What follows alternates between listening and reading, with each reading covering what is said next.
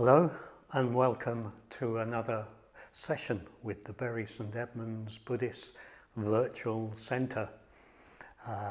This week we're going to be continuing our newly started series of explorations into stories, myths, parables from the Buddhist tradition.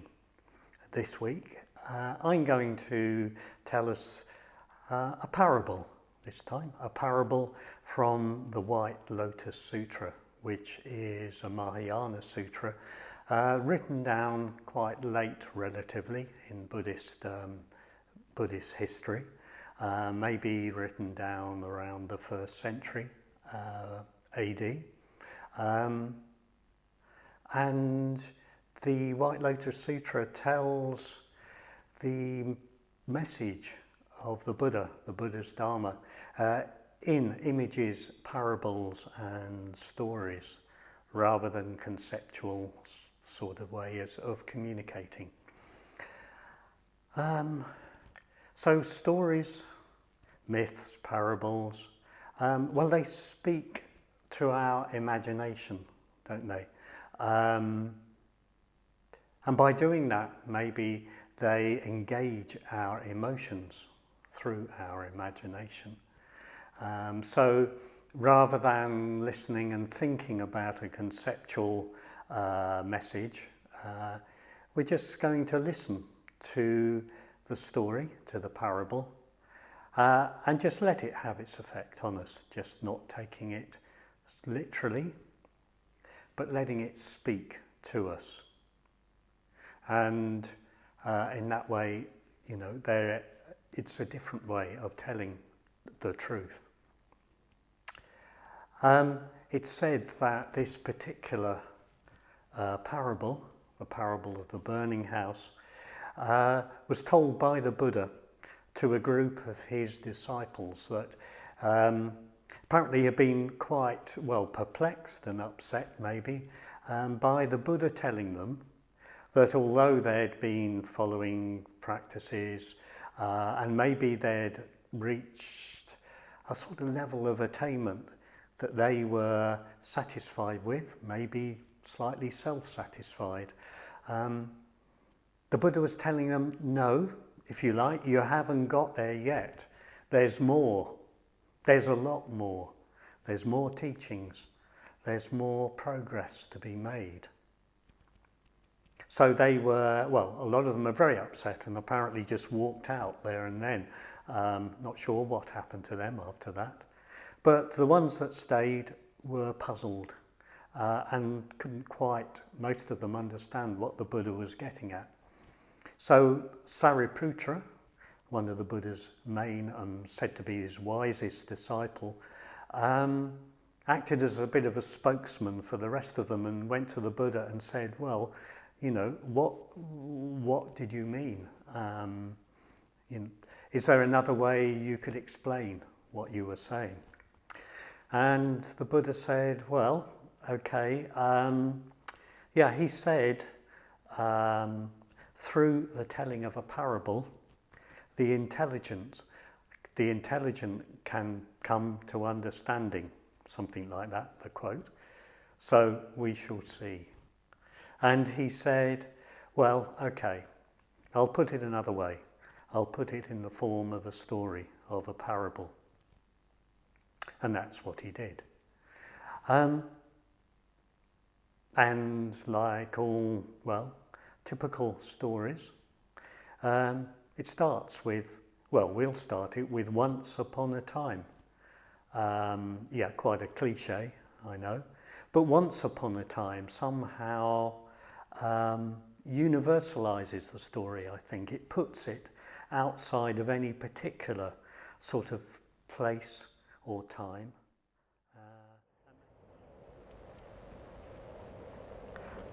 Once upon a time, there was a great elder, a very rich old man.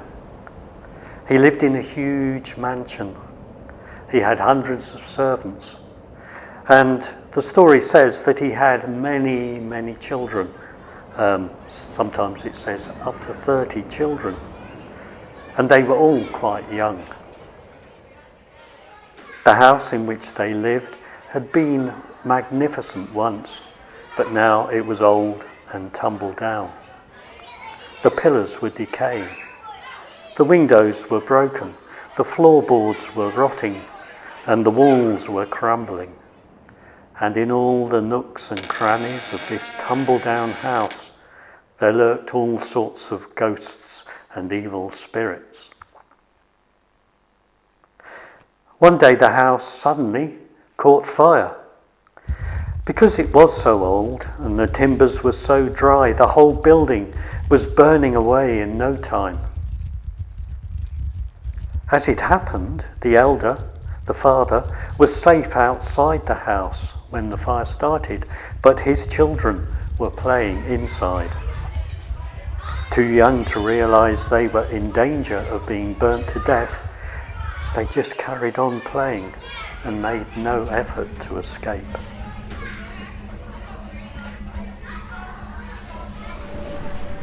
Their father was very afraid for his children and wondered how on earth he could save them. At first, the thought of carrying them out of the house one by one occurred to him, but he saw quickly that it would be impossible to get them all out in time. Instead, he called out to the children. He shouted, "The house is on fire! You're in terrible danger! Come out quickly!" But the children had no idea what their father could mean by danger. They just carried on playing their games, maybe glancing at the elder occasionally as they ran to and fro, but taking no serious notice of him at all. The father saw there was no time to lose, for the house would crash to the ground at any minute, and in desperation he hit upon another plan. He would try to entice the children into coming out of the house. Knowing the different nature of each child, he knew that they liked different kinds of toys, some liking one kind, some preferring another. So he called out to them, "Come, look at the toys I have brought for you. There are all kinds of carts, some drawn by deer, some drawn by goats, some drawn by bullocks, and they are all standing just outside the gate. Come quickly and look." And although the children had been deaf to all his warnings, this time they heard him. They all came rushing and tumbling helter-skelter out of the burning house, pushing and shoving each other in their eagerness to get to the new toys. When the elder was sure that all the children were safely out of the house, he sat down with a great sigh of relief. And at once, of course, the children came clamouring around him, demanding the toys he had promised them. The elder was extremely fond of his children and wanted to give them whatever their hearts desired. And fortunately, he was extremely wealthy.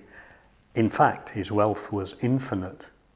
So he could afford to give them the best of everything. Instead of the carts of different kinds which he had promised them, he therefore gave to each of them a magnificent bullock-drawn cart, bigger and better than they could have imagined in their wildest dreams.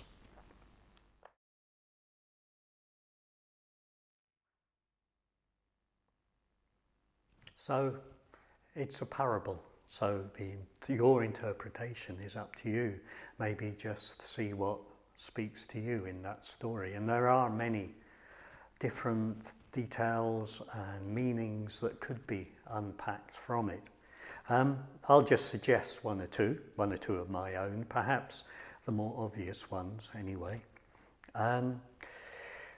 Well, the father in this parable, the father represents the Buddha, of course, an enlightened being. The house is, if you like, samsara. It's the mundane conditioned world.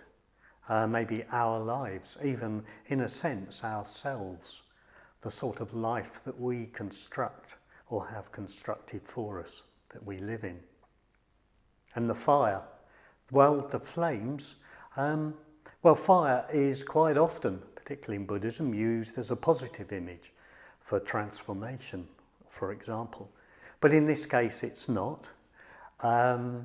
Maybe this image of the fire, of the burning flames, suggests, an image of the Buddha, perhaps sitting up on the Vulture's Peak at Rajgriha, which a place that Dhridhakaran talked about last week, and looking down from that vantage point, reflecting on the world, reflecting on maybe the troubles and strife of the world. And he said that looking down, he could see the world was burning. The world was in flames. It was in flames of greed and avarice, of ill will, of hatred, of aversion, and flames of ignorance. And as a result, the flames of suffering, the suffering of old age, sickness and death that result from that. So the message is clear here. If you like, we are in danger. We are in spiritual danger.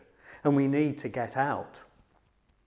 But maybe, like the children, we are obsessed still with our games and our toys.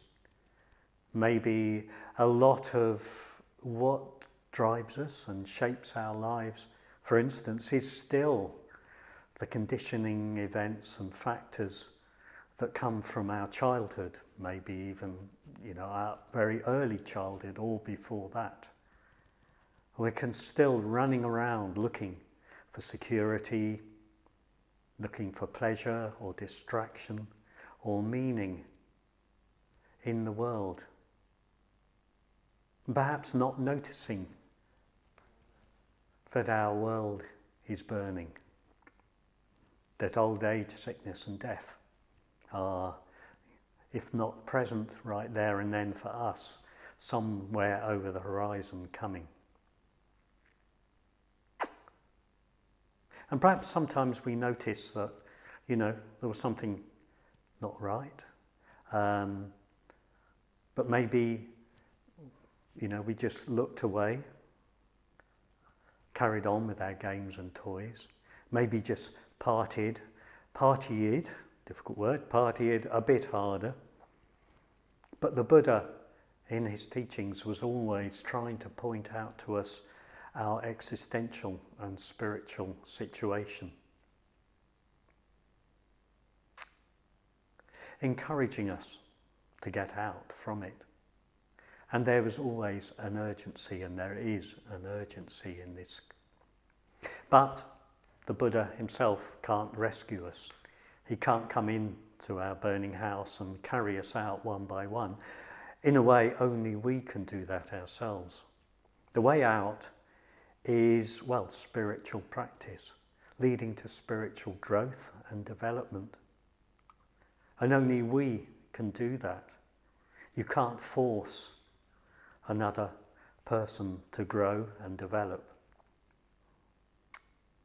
So the Buddha isn't a god or a saviour or a messiah in any of those sort of ways. He's he's a waker up. He's a fire alarm, sounding off all the time down through the ages, and a guide, of course. So there is a call from beyond this world, this conditioned, unsatisfactory, dukkha-filled world. Do we hear it? Well, maybe we hear it occasionally. Or maybe we hear it, somewhere off in the distance. Maybe we hear it and then life kicks back in again and we forgot that we've heard it. Maybe it comes as a vague sense that there must be more to life than this. Maybe it comes as a sort of inkling of a desire for more meaning in our life. Maybe we hear the call when we hear the Dharma, the Buddha's teachings. Maybe we hear a voice calling from beyond in meditation. Maybe when we practice and experience the positive benefits of ethics, of skillful behaviour. Maybe when we see a Buddha image, a call from beyond our ordinary, everyday, relatively limited life. Maybe the call comes as, well, what attracts us is a sense that there is something more true, more beautiful, more meaningful that's possible. And perhaps all the meaning and value that we look for in our games and our toys, that we look for usually in vain, could be found in our practice of Dharma, hearing, of meditation, of ethics, of our response to the Buddha. And this sense can give us, well, the hope and the trust that it is possible to get out of the house, to get out of the burning house. The call is from outside the house, if you like to use this metaphor, but we need to completely leave the house. Just making some improvements to our lot, maybe to ourselves, sorting ourselves out, even making the world a better place in a material sense, although maybe positive on their own level and perhaps sometimes necessary step, doesn't get us out of the house.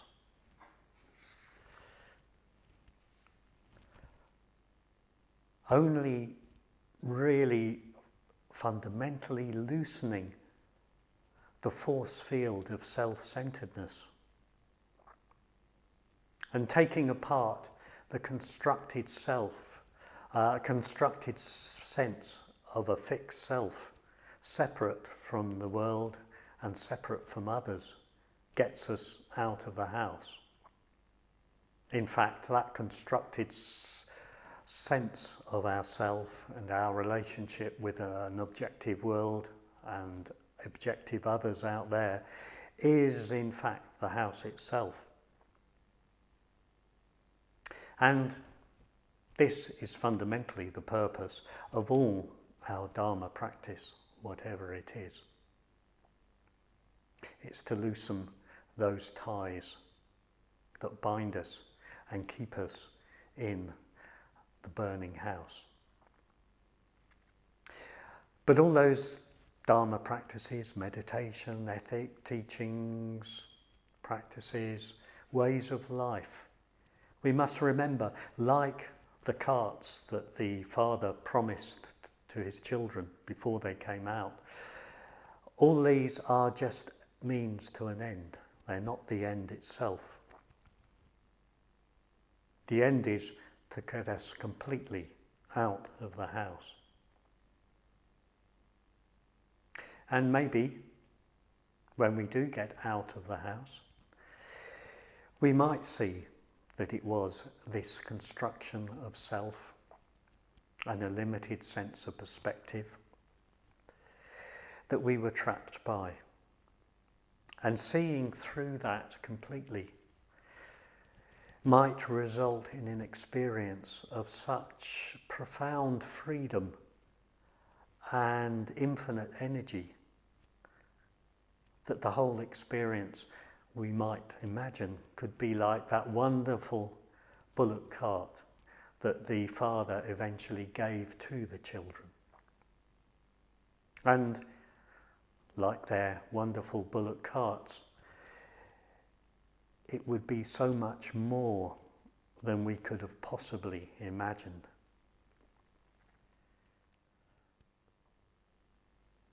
So perhaps we have to ask the question, how does whatever meanings we might take from this parable apply to us in our present very unfamiliar and challenging circumstances? Well, I think all of us to some extent have had the experience of, well, if you like, some of our toys, our games, what it is that we look to for security, familiarity, for routine, what we feel supports us in our life, has, if you like, well, some of them have been taken away. Certainly our distractions and ability to just move ourselves from one place to another has been greatly curtailed. So I think for most of us, all of us perhaps, and for some people, of course, in the world, in a very, very direct and extreme way, we might be feeling the flames of the burning house a little bit more strongly. We're feeling the heat.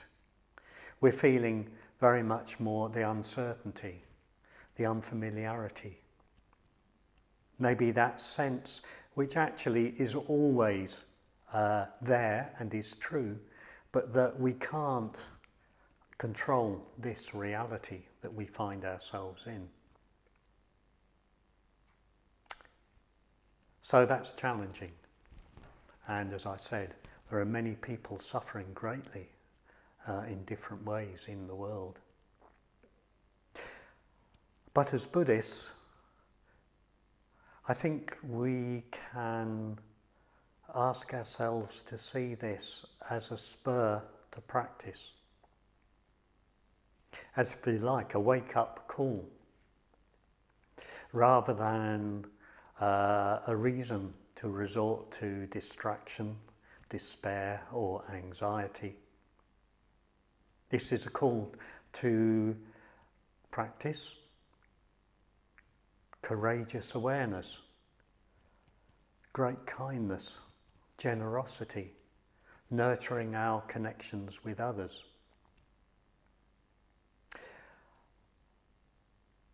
I've had quite a few people say to me over the last few weeks something along the lines of, as difficult as all this is that I'm facing at the minute, I really don't know how I would have coped a few years ago without my meditation practice, without my experience of going on retreat, without this dharmic Buddhist perspective that I can bring to my experience.